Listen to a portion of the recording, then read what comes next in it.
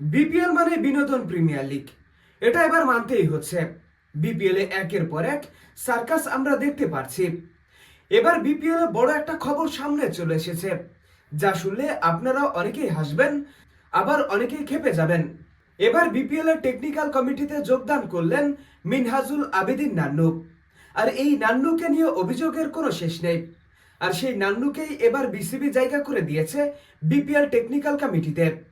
মূলত ব্যাপারটা হয়েছে কি, চট্টগ্রাম রয়্যালস বিপিএল শুরুর একদিন আগে জানিয়ে দিয়েছে, ভাই রে ভাই, আমাদের দ্বারা এই বিপিএল চালানো সম্ভব নয়, আমাদের কাছে এত টাকা কোথায়। তাই তো চট্টগ্রাম রয়্যালসের দায়িত্ব নিজেদের কাঁধে তুলে নিয়েছে বিসিবি। আর এই দলটির মেন্টরের দায়িত্ব দেওয়া হয়েছে হাবিবুল বাশারকে, যিনি এর আগে ছিলেন বিপিএল টেকনিক্যাল কমিটির সদস্য।